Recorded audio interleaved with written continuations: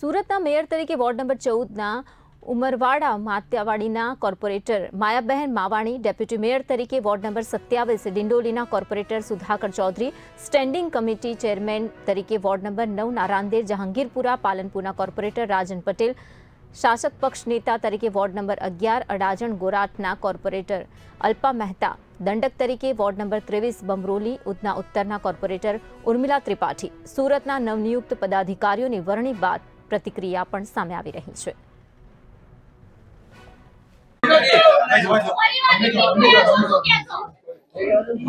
ફરીવાર મને ભારતીય જનતા પાર્ટીએ તક આપી છે, તે બદલ હું શીર્ષસ્થ નેતૃત્વનો ખૂબ ખૂબ આભાર માનું છું કે મારા પર વિશ્વાસ મૂક્યો અને મને ફરી એક વખત સુરત શહેરની સેવા કરવાનો મોકો આપ્યો છે.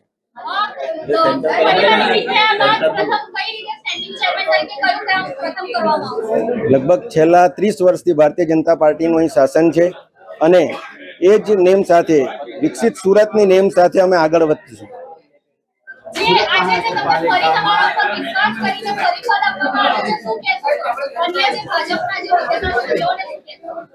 હું એ જ કહેવા માંગુ છું કે મારા પર જે ભરોસો મૂક્યો છે તેમાં હું સાર્થક ઉતરવાના પૂરતા પ્રયત્નો કરીશ. एक मिनट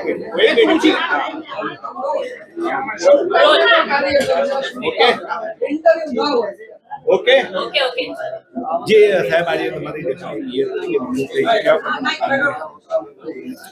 पहला तो सूरतनी जनतानो सेवा करवानो लाभ भारतीय जनता पार्टीना शिष्यवृत्ति जे मने आपी तेथी पहला तो तेमनो आभार व्यक्त करूं छुं अने एमने अभिनंदन पण आपું છું. જ્યારે સુરતના ડેપ્યુટી મેયર તરીકે મારી વરણી થઈ છે ત્યારે હું તો અભિનંદન આપું છું શહેર પ્રમુખ Pareshbhai Patel, cabinet minister CR Patil સાહેબ, અમારા ધારાસભ્ય સંગીતાબેન, અમારા ધારાસભ્ય સંદીપભાઈ અને તમામ ભારતીય જનતા પાર્ટીના સંગઠનનો આભાર વ્યક્ત કરું છું અને અભિનંદન આપું છું. જ્યારે ડેપ્યુટી મેયર તરીકે મારી પસંદગી થઈ છે ત્યારે વોર્ડ તમામ 30 વાર્ડના કોર્પોરેટરશ્રીનો જે પણ કામની રજૂઆત હશે એ કામની રજૂઆત 100% ધ્યાનમાં લઈને વિકાસલક્ષી કામો, પ્રજાના હિતના કામો અમે બધા સાથે રહીને કરીશું.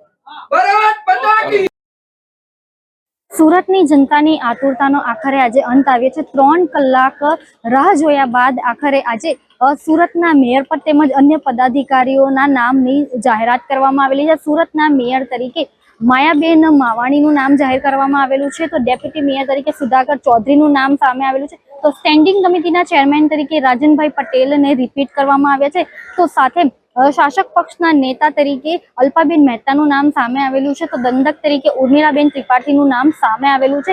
3 કલાકની રાહ જોયા બાદ આખરે આજે મેયર સહિત અન્ય પદાધિકારીઓના નામની જાહેરાત કરવામાં આવી હતી. જે પ્રકારે જે સુરત શહેરના લોકોને જે પ્રકારે જે નામોની ચર્ચા ચાલી રહી હતી તેનાથી વિરુદ્ધ જે નામો આજે જાહેર થયા છે અને આ લોકો હવેથી આ લોકો સુરત મહાનગરપાલિકાની સુકાન સંભાળશે, તેમજ જે સુરતની જનતાને આ લોકો કઈ રીતે ખુશ કરે છે તે પણ હવે જોવાનું છે. તો આ જે નવા પદાધિકારીઓ કઈ રીતે આગળની કામગીરી કરશે તેની ઉપર પણ સૌ કોઈની નજર છે. કેમેરા પર્સન સાથે રશ્મિ રાણા, બી ઇન્ડિયા ન્યૂઝ.